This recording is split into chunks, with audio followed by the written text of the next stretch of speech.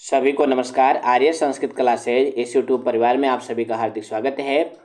इस समय हम सभी क्लास 10th का संस्कृत का जो मिड टर्म का पेपर है उसके अभ्यास प्रश्न पत्र यानी मॉडल पेपर को सॉल्व कर रहे हैं।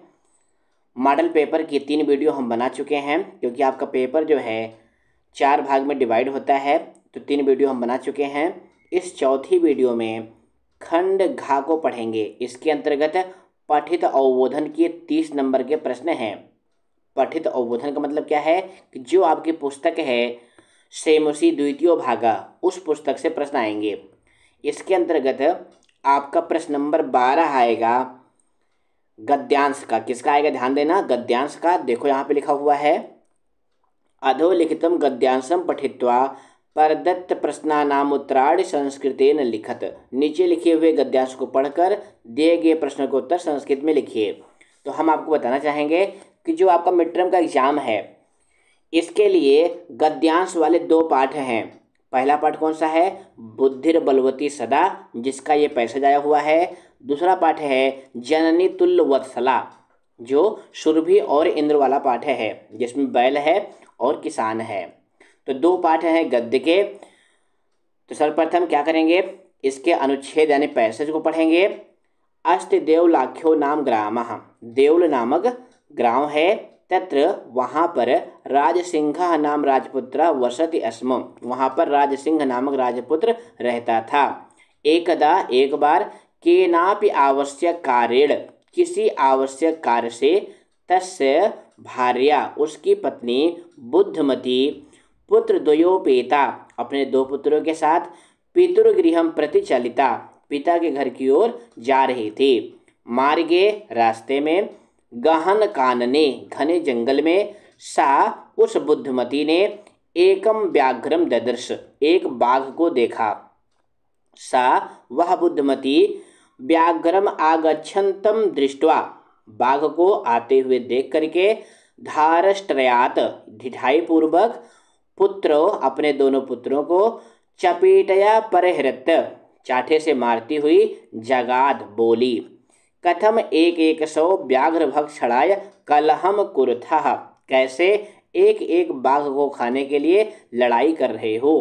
अयम एकः ये अकेला ही है, तावत विभज्य भुंजताम तो इसको बांटकर खा लो। अब ये सब पाठ और कहानी आप सब जानते हैं। हम सीधा आते हैं प्रश्न पे। तो इसके अंतर्गत आपका आखंड होगा 1 पदेन उत्तरत का। इसमें 3 होंगे, 2 करने होंगे आधे आधे नंबर का, यानी 1 नंबर का ये 1 पदेन उत्तरत का प्रश्न होगा। पहला प्रश्न है राजपुत्रस्य नाम किम, राजपुत्र का क्या नाम था। तो इसका उत्तर देखो यहाँ पे लिखा हुआ है राजपुत्र का क्या नाम था, राजसिंह। तो कैसे लिखेंगे, राजसिंहः। दूसरा प्रश्न है बुद्धमती कुत्र चलिता, बुद्धमती कहाँ जा रही थी। तो यहाँ पे देखो आया हुआ है ना पितुर्गृहम, तो इसका उत्तर हो जाएगा पितुर्गृहम। गहन कानने सा किम ददर्श, घने जंगल में उसने क्या देखा। तो यहाँ पे क्या देखा था, बाघ को देखा था, तो उत्तर हो जाएगा व्याघ्रम। इसके बाद दीर्घ आ के अंतर्गत पूर्ण वाक्यन का प्रश्न आता है। इसमें भी आपको 2 करने हैं, 1 1 नंबर का ये प्रश्न होता है। पहला प्रश्न है पुत्रो चपेटया परहृत किम जगाद, दोनों पुत्रों को चपेटा से मार करके क्या बोली। अब इसका उत्तर मान लो जिन बच्चों को अर्थ निकालना नहीं आता है वो कैसे ढूंढेंगे, इस लाइन को ढूंढेंगे कहाँ पर है। देखो ये लाइन यहाँ पे मिल गई ना, तो बस इसको यहाँ से ले करके और यहाँ तक लिख लेंगे। तो कैसे लिखेंगे, देखिए पुत्रो चपेटया प्रहृत जगाद, दोनों पुत्रों को चाटे से मारते हुए बोली, कथम एक एक सौ व्याघ्र भक्षणाय कलहम कुरुथः। अगला प्रश्न है कुत्र सा एक व्याघ्र ददर्श, यानी उस बुद्धमती ने कहाँ पर एक बाघ देखा। तो इसका उत्तर इस लाइन में है, यहाँ से लेकर के यहाँ तक इसका उत्तर होगा। तो कैसे लिखेंगे, इस तरह से लिखेंगे मार्गे गहन कानने सह एकम व्याघ्रम ददर्श। किमर्थम बुद्धमती पितृगृहम प्रति चलिता।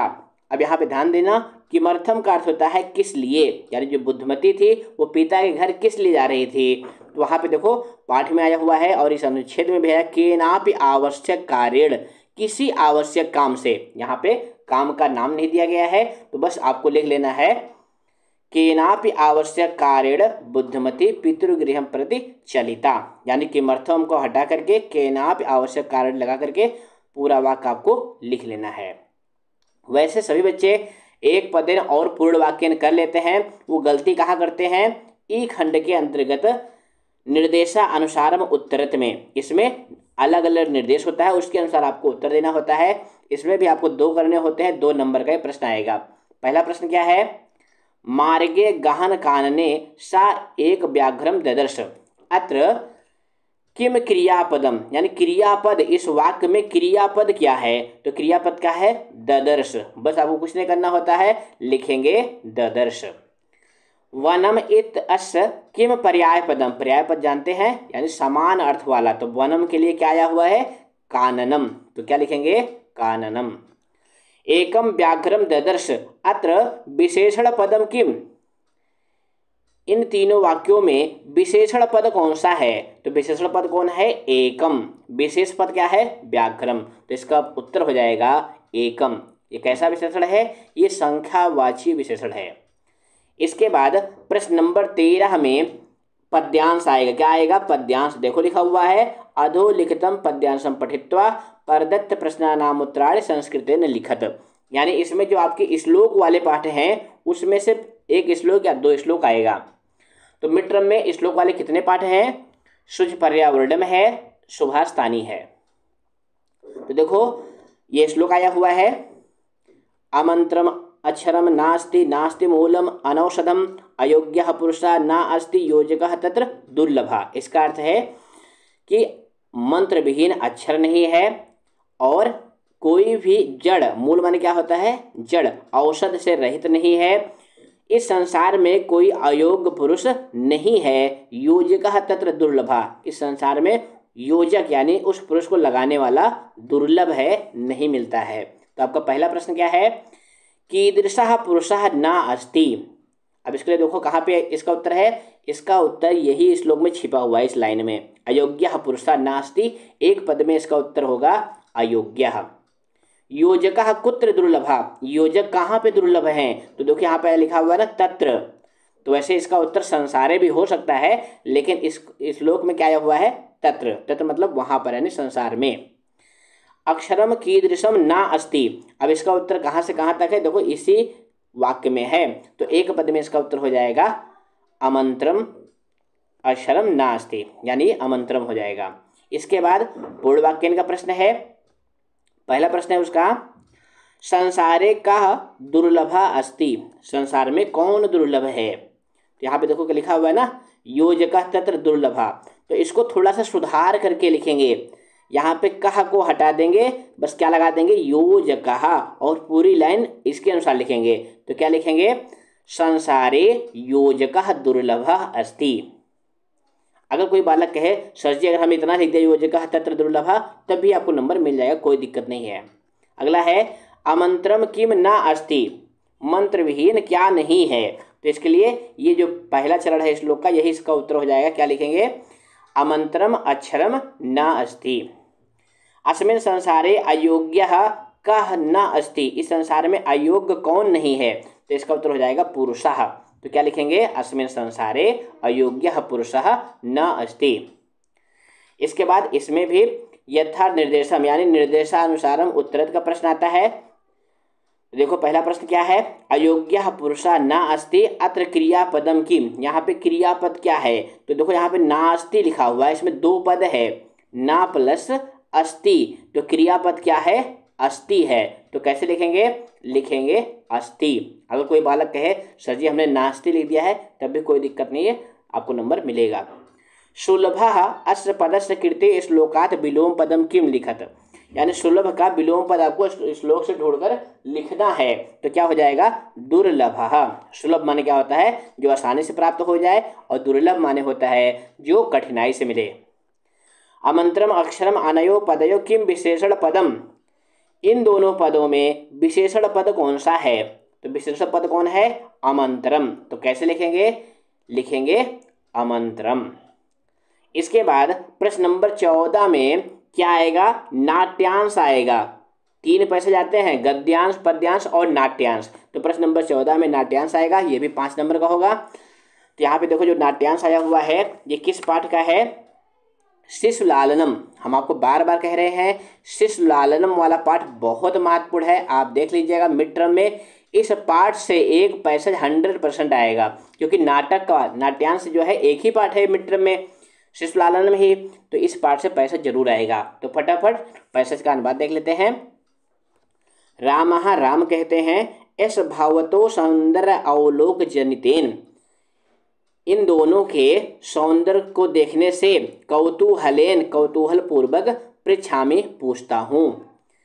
क्षत्रिय कुल पितामहयो, क्षत्रिय कुल में जो पितामह यानी दादाजी हैं, क्षत्रिय कुल के जो जन्मदाता हैं, सूर चंद्रयो, सूर और चंद्र दोनों में, को वा भवतो वंशस्य कर्ता, दोनों में कौन आप दोनों के वंश के कर्ता कौन हैं?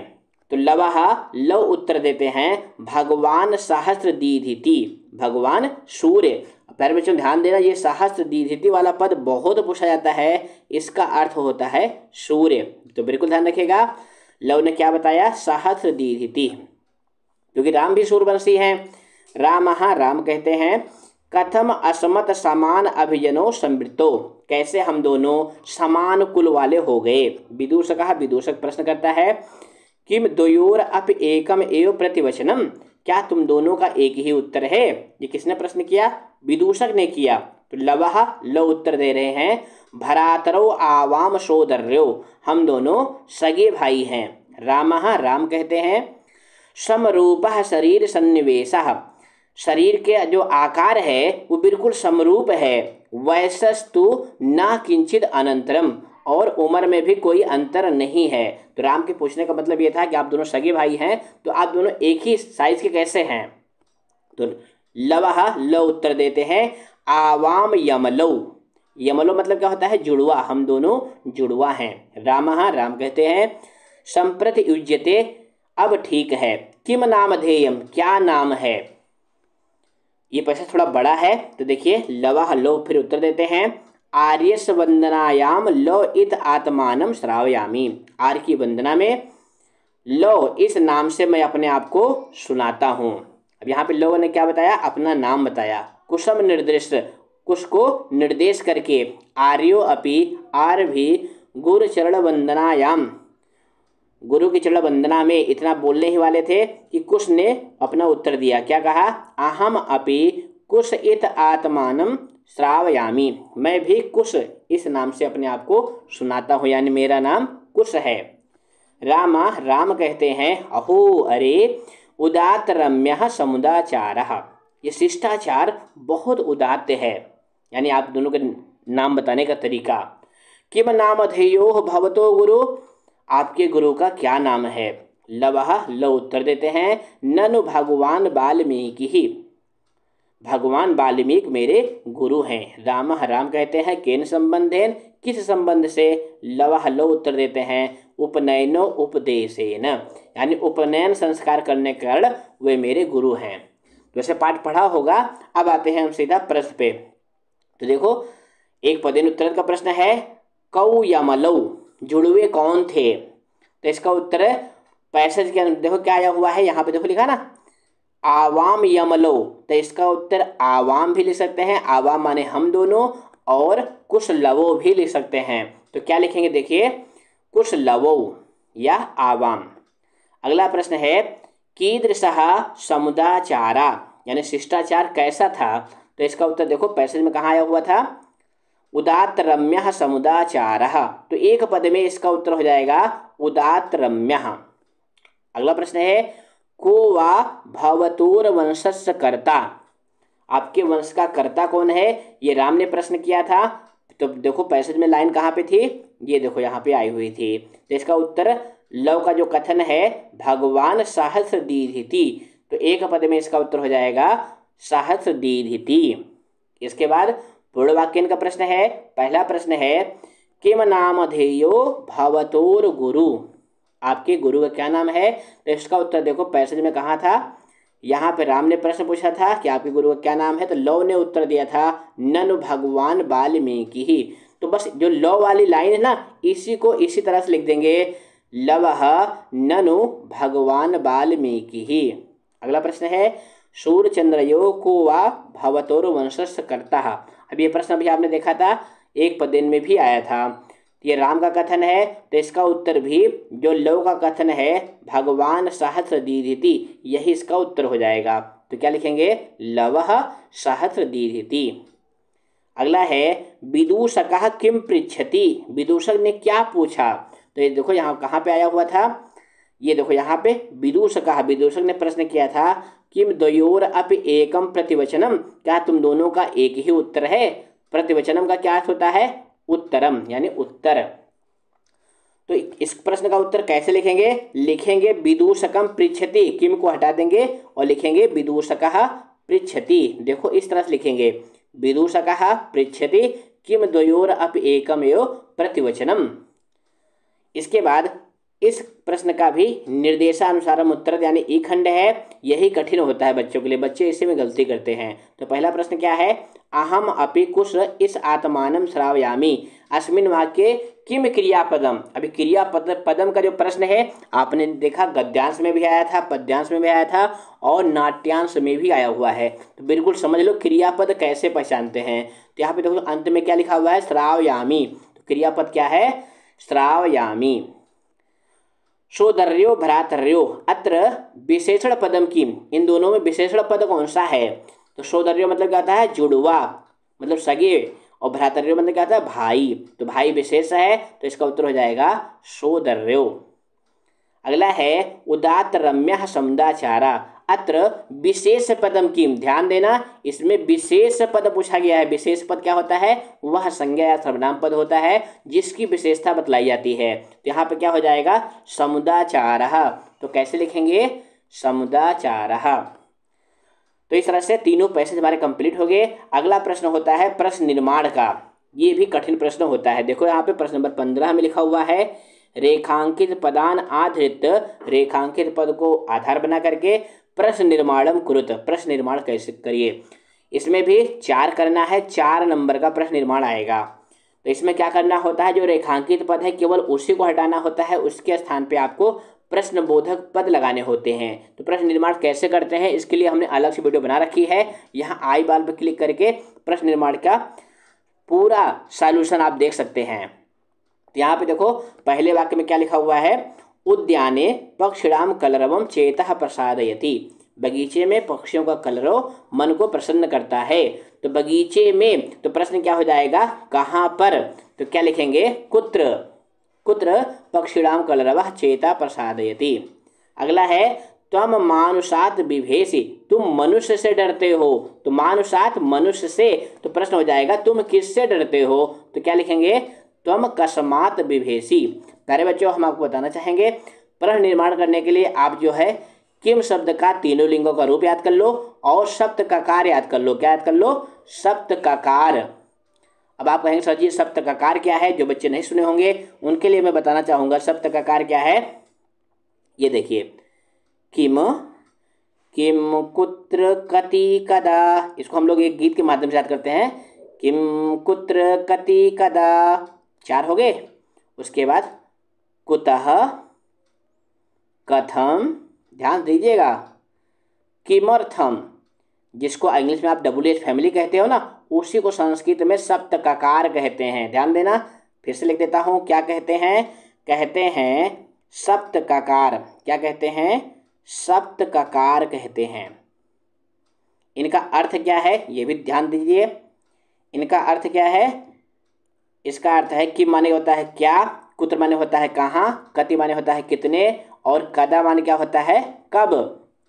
कुतः माने होता है कहाँ से, कथम माने होता है कैसे, और किमर्थम माने होता है किस लिए। ये संस्कृत के WH फैमिली है, यानी प्रश्नबोधक अव्यय पद हैं। तो इन सब बातों को हमने प्रश्न निर्माण वाली वीडियो में बता रखी है, आप उसको देख सकते हैं। अगला है सुराधिपः ताम अपृच्छत, सुराधिप यानी इंद्र ने उससे पूछा।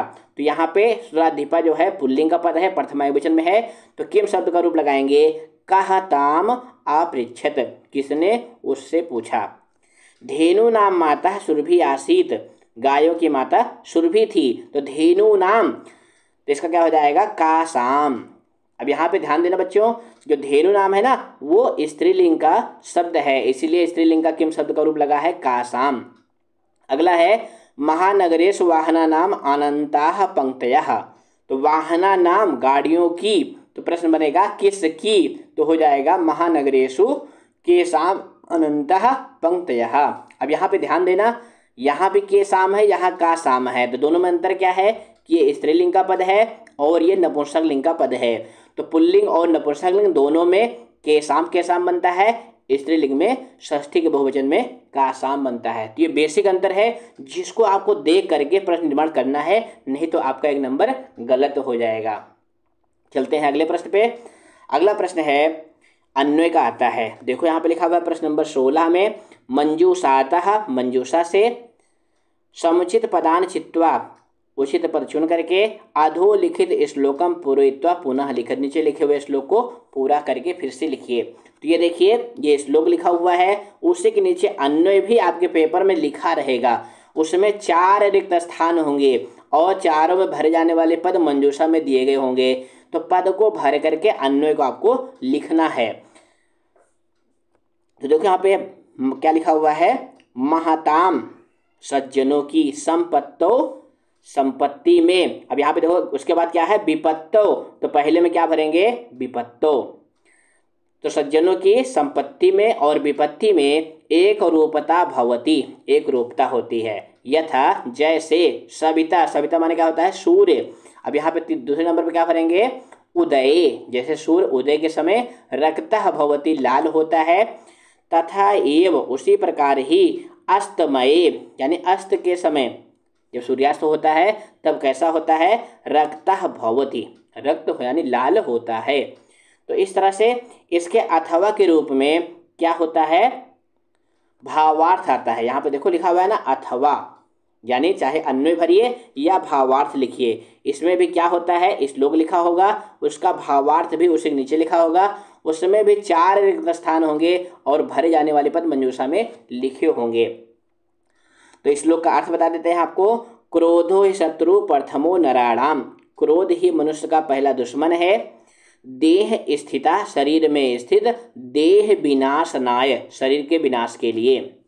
यथा स्थितः काष्ठगतो ही वह्नि, जैसे लकड़ी में स्थिति, वह्नि माने क्या होता है आग, जैसे लकड़ी में स्थित आग लकड़ी को ही जलाती है, वैसे ये क्रोध जो है हमारे शरीर को जलाता है।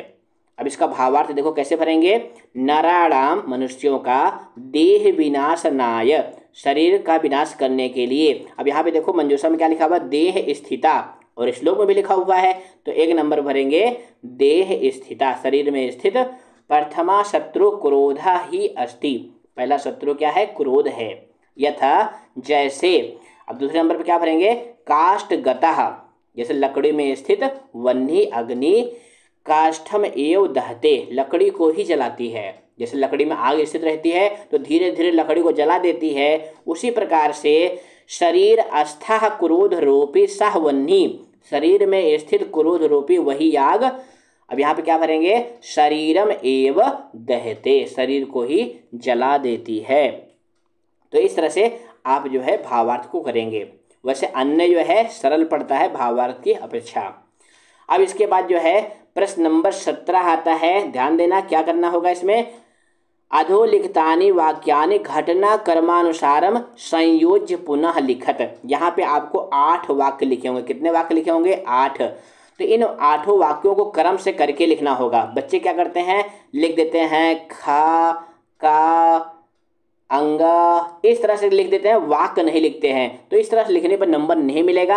आपको क्या करना है सर्वप्रथम इन वाक्यों को नंबरिंग कर लेंगे, फिर क्रम से इन वाक्यों को लिखना होता है। तो यहाँ पे देखो जितने वाक्य आए हुए हैं किस पाठ के हैं, ये जो जननी तुल्य वत्सला वाला पाठ है उसी पाठ के हैं। तो पाठ में सबसे पहले क्या होता है तो नंबर 1 पे देखो ये जो खा वाला वाक्य है, कश्चित कृषका वलिवर्दाभ्याम क्षेत्र कर्षणम कुर्वन् आसीत, कोई किसान 2 बैलों के साथ में खेत की जुताई कर रहा था। उसके बाद क्या होता है उसमें एक बैल कमजोर होता है। देखो वो कहाँ लिखा हुआ है, वो लिखा हुआ है इस घा वाले वाक्य में, सह ऋषभा हलम ओढ़वा गंतुम अशक्ता क्षेत्रे पपात। एक कमजोर बैल जो है हल को खींचने में असमर्थ और खेत में गिर पड़ा। उसके बाद क्या होता है, उसके बाद सुरभि रोती हैं, तो क्या हो जाएगा, उसके पहले सह दीन इत जानन अपि कृषका तम बहुधा पीड़यति। 3 नंबर पे ये वाला वाक्य आएगा। किसान जानता था कि बैल कमजोर है, फिर भी उसको वो पीड़ा दे रहा था। अब उसकी पीड़ा को देख करके सुरभि ने क्या किया, रोना प्रारंभ कर दिया। तो 4 नंबर पे आएगा भूमो पतिते स्वापुत्रम दृष्ट्वा, जमीन में गिरे हुए अपने पुत्र को देख करके सर्वधेनु नाम मातुः, सभी गायों की माता सुरभि, सुरभि ने नेत्राभ्याम अश्रुण आविरासन, उनकी दोनों आंखों में आंसू आ गए। 5वें नंबर पे आएगा सुरभे इमाम अवस्थाम दृष्ट्वा सुराधिपा ताम अपृच्छत, सुरभि की इस अवस्था को देख करके इंद्र ने उनसे पूछा। उसके बाद क्या आएगा 6ठे नंबर पे, सुरभि ने बताया भो वासव हे इंद्र पुत्र से दैन्यम दृष्ट्वा अहम रोदिमि, पुत्र की दीनता को देख करके मैं रो रही हूँ। उसके बाद क्या आएगा, ये जो 6 वाला वाक्य है, सर्वेषु अपत्येषु जननी तुल्य वत्सला एव, सभी संतानों पर माता जो है समान रूप से प्यार करने वाली होती हैं। और अंत में आएगा जो ये अंगा वाला वाक्य है, अचिराद एव चंडवातेन मेघरवैश्च सह परवर्षः समजायत, यानी शीघ्र ही तेज हवा के साथ और मेघ की गर्जना के साथ वर्षा प्रारंभ हो गई। इस तरह से पूरे पाठ की कहानी या आधे पाठ की कहानी 8 वाक्यों के रूप में आपके पेपर में लिखी मिलेगी। तो इस तरह से आप पेंसिल से पेपर में नंबरिंग कर लेंगे, फिर इन वाक्यों को क्रम से उसी अनुसार लिख लेंगे। इसके बाद आपका अंतिम प्रश्न होता है प्रसंगानुकूल अर्थ चयन का, ध्यान देना, यानी शब्दार्थ का प्रश्न होता है। प्रसंगानुकूल अर्थ चयन का मतलब क्या होता है, उसका अर्थ आपको चुनकर लिखना है। तो देखो पहला प्रश्न क्या है, भक्षम समलम धरातलम। अब इसमें धरातलम का अर्थ पूछा है, आकाशा भूमितलम समुद्र वायु, तो धरातलम माने क्या होता है, भूमितलम, आसान क्वेश्चन है।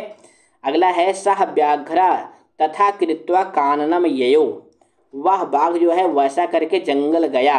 अब यहाँ काननम माने क्या होता है, वनम, ये खा वाला विकल्प सही हो जाएगा। इसके बाद अगला है किम द्वयोर अपि एकम एव प्रतिवचनम, ये अभी हमने उसमें भी देखा था, किसमें, नाट्यांश वाले में भी आया हुआ था। प्रतिवचनम का अर्थ क्या है, प्रतिवचनम वचनम प्रति उत्तरम प्रत्यक्षम, तो प्रतिवचनम का क्या अर्थ होता है, उत्तरम, आपका ये खा वाला विकल्प सही हो जाएगा। अपत्येषु च सर्वेषु, सभी संतानों पर होने पर जननी तुल्य वत्सला, माता समान रूप से प्यार करने वाली होती है, तो जननी का क्या अर्थ होता है, माता। प्यारे बच्चों कभी कभी इसके लिए एक और पद मिलता है अम्बा, अम्बा माने भी क्या होता है, माता। तो इस तरह से हमारा ये मॉडल पेपर कंप्लीट हुआ। नए हैं तो चैनल को सब्सक्राइब करें, फिर मिलेंगे अगली वीडियो में। धन्यवाद।